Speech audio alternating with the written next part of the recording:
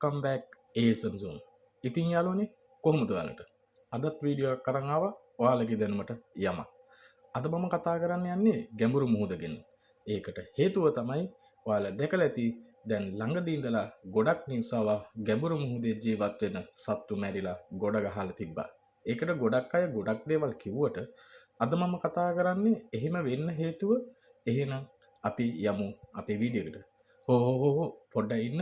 මේ වීඩියෝ එක ඔයාලට වැදගත් කියලා හිතනවා නම් තව මේ වගේ වීඩියෝ බලන්න අපිව subscribe කරන්න. ඒ වගේම තමයි ඔයාලගේ යාළුවන්ටත් මේ වීඩියෝ එක share කරන්න. bell icon එකත් ඔබලා යන්න අමතක කරන්න එපා. එහෙනම් අපි දැන් යමු වීඩියෝ එකට. ගැඹුරු මුහුද කියන්නේ පෘථිවියේ අවම වශයෙන් ගවේෂණය කරලාද පරිසර පද්ධතියක්. අපේ පෘථිවියේ වඩාත්ම අద్භූත හා ආකර්ශනීය ස්ථාන වලින් එකක්. පෘථිවියේ පුෂ්ඨයෙන් 65%ම ආවරණය කරලා තියෙන්නේ මෙන්න මේ මුහුදේ. ගැඹුරු සාගරයේ අතිශය පීඩන, සදාකාලික අන්ධකාර වගේම පරිකල්පනීය ප්‍රතික්ෂේප කරන විකාර ජීවීන් රසක් ජීවත් වෙන ස්ථානයක්. අන්‍යයෙන් ගැඹුරු මුහුද ආරම්භ වෙන්නේ සූර්යාලෝකයේ මතු පිටින් සාමාන්‍ය මීටර් 200ක්, ඒ කියන්නේ අඩි 656ක් පමණ යටින්. සාගරයේ පතුල දක්වාම ඒක විහිදෙලයි තියෙන්නේ. ඔයාලා දන්නවද? මරියානා ආගදේ වැනි ස්ථානවල මීටර් 11000ක් විතර ගැඹුරුයි. ඒ කියන්නේ අඩි 36000ක් විතර වෙනවා. මේ විශාල අඳුරු පරිසරය කලාප 4කට බෙදෙනවා. එහෙනම් අපි ඒ කලාප ගැන දැනගෙන ඉමු. හතර තමයි මෙස්පොලොජික් සෝන් එක පළවෙනි එක. ඒක සාමාන්‍ය මීටර් 200යි මීටර් 1000යි අතර වෙනවා. දුර්වල හිරු එළියක් එන නිසා ඒ හරියට අපි හඳුන්වන්නේ ට්විට්ලයිට් සෝන් එක කියලා. දෙවෙනි එක තමයි බැතොලොජික් සෝන් එක. ඒක සාමාන්‍ය මීටර් 1000යි 4000යි අතර. සම්පූර්ණයෙන්ම අන්ධකාර ජෛව දීප්ත සහිත ජීවීන්ගේ නිවහනක් ඒක. තුන්වෙනි එක තමයි අබේසල් සෝන් එක. මේක මීටර් 4000යි 6000යි අතර ගැඹුරක් වෙනවා. ආසන්නයේ කැටි උෂ්ණත්වයක් ගන්න මේ හරිය අධික පීඩනයකුත් දරන්න වෙනවා. හතරවෙනි එක තමයි හදල් සෝන් එක. මේක සාමාන්‍ය මීටර 6000යි 11000යි අතර වෙනවා. මේකට හොඳම උදාහරණයක් තමයි මරියානා අගාධය. දැන් යාන්තම් මීටර් 215ට හිරු එළිය මැකීලා යනවා. සන්ධ්‍යා කලාපයට ඔයාලව සාදරයෙන් පිළිගන්නවා. තවත් ගැඹුරට යමු. එතන පීඩනය දරාගත නොහැකි පීඩනයක් තියෙන්නේ.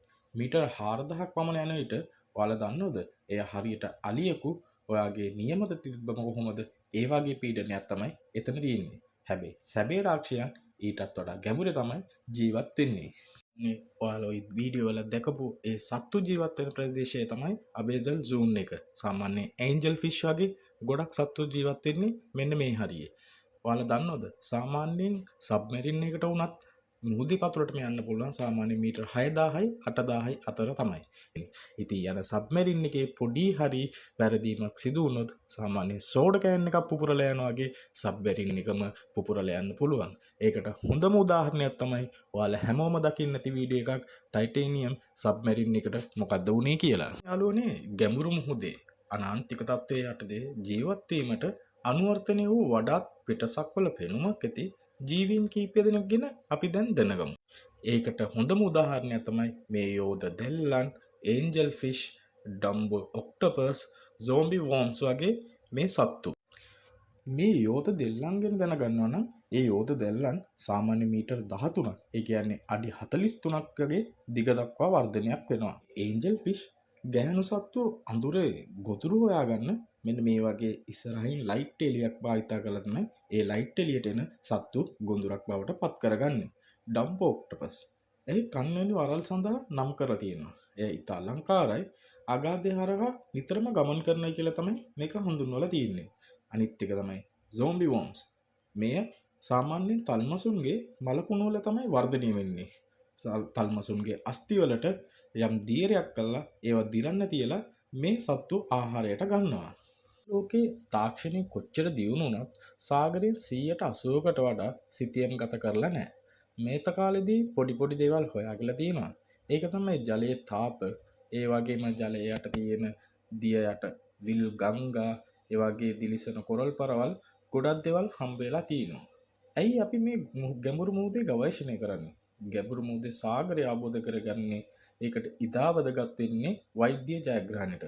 ගැඹුරු මුහුදේ ජීවීන් පිළිකා සහ ප්‍රතිජීවක පරීක්ෂණ සඳහා අද්විත සහයෝග නිපදවනවායි කියලා තමයි හොයාගෙන තියෙන්නේ. ඒ වගේම තමයි මේ ලෝකයේ දේශගුණයටත් මේ පෘථිවියේ කාබන් ඩයොක්සයිඩ් වලින් විමෝචනයෙන් 30%ක්ම අවශෝෂණය කරන්නේත් මේ මුහුදෙන් තමයි.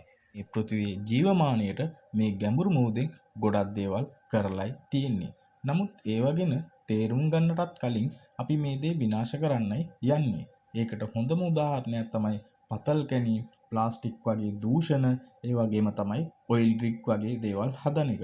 ඔයාලට හොඳම උදාහරණයක් තමයි මම කලින් ගියපු වීඩියෝ එකේ ඔයාලට මම කියන්නේ නැති අඩි 11000ක් විතර ගැඹුරෙන් හදන ඔයිල් රිග් ගැන. ඒ වගේ තැනින් හදනකොට මේ බිඳෙන සුණු ලෝකයට ලොකු තර්ජනයක්. ඒ නැති වුණාට පස්සේ ඒක අපිට සදහටම නැති වෙලා යයි. ඒ වගේ දේවල් සිද්ධ වෙන නිසා තමයි අගාධයේ ජීවත් වෙන මේ ජීවීන් තමන්ගේ පරිසරය වෙනස් වීමත් එක්ක තවත් එයාලට හුරු පරිසරයක් හොයාගෙන යනකොට එයාලගේ ජීවිතෙත් ඒකට වන්දි ගෙවන්න වෙනවා. ඒ නිසා ලෝකේ විනාශයට මුලින්ම හේතු වෙන්නේ මිනිසාම විතරයි. එහෙනම් තවත් වීඩියෝ එකකින් ඔයාලව හමු වෙන තෙක් ඔයාලගෙන් සමුගන්නවා. සියලු දෙනාටම සුබ දවසක්. අලුනේ මේ වීඩියෝ එක හොඳයි කියලා හිතනවා නම් ඔයා subscribe කරලා ඔයාලගේ යාළුවන්ටත් මේ වීඩියෝ එක share කරන්න. තවත් මේ වගේ වීඩියෝ ඉස්සරහටත් බලන්න අපිත් එක්ක රැඳිලා ඉන්න. එහෙනම් සුබම සුබ දවසක්.